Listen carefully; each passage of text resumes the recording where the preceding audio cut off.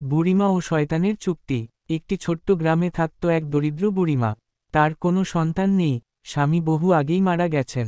একা একা কুঁড়েঘরে থেকে দিন কাটে, আর ভিক্ষে করে খাবার জোটান। গ্রামবাসীরা তাকে শ্রদ্ধা করত, কারণ তিনি দয়ালু এবং সবার উপকার করতেন।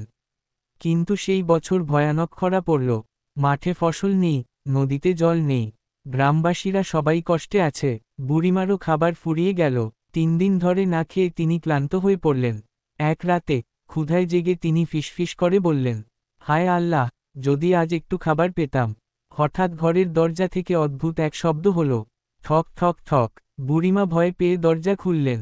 বাইরে দাঁড়িয়ে আছে লম্বা কালো এক ছায়া। চোখ দুটো অঙ্গারের মতো লাল, আর হাসি তীক্ষ্ণ দাঁতে ভরা। ছায়াটি বলল, আমি শয়তান, আমি তোমার ডাক শুনেছি। বুড়িমা কাঁপতে কাঁপতে বললেন, আমি শুধু একটু খাবার চেয়েছিলাম। শয়তান হাসল, খাবারই পাবে, বুড়িমা, শুধু একটা চুক্তি করতে হবে। আমি তোমাকে 1 বছরের জন্য অঢেল খাবার দেব।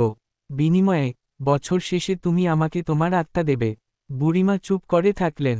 ক্ষুধা তাকে দুর্বল করেছে, কিন্তু মনের ভেতরে তিনি বুদ্ধি খাটালেন।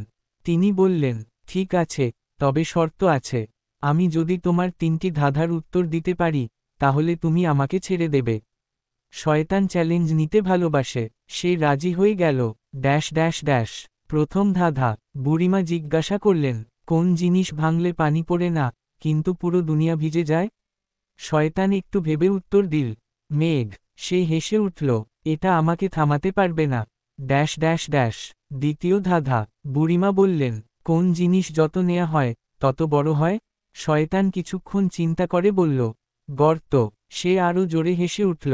Dash dash dash. শেষ ধাঁধা। এবার বুড়িমা ধীরে ধীরে বললেন, আমাকে বলো, শয়তান, কোন জিনিস তুমি নিজে কখনো ধরতে পারবে না, যতই চেষ্টা করো না কেন?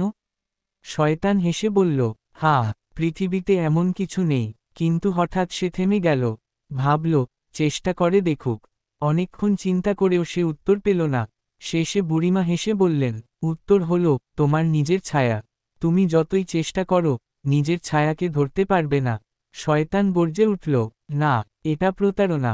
কিন্তু চুক্তি চুক্তিই। শয়তান ধোয়ার মতো মিলিয়ে গেল, আর বুড়িমা বেঁচে গেলেন। Dash dash dash.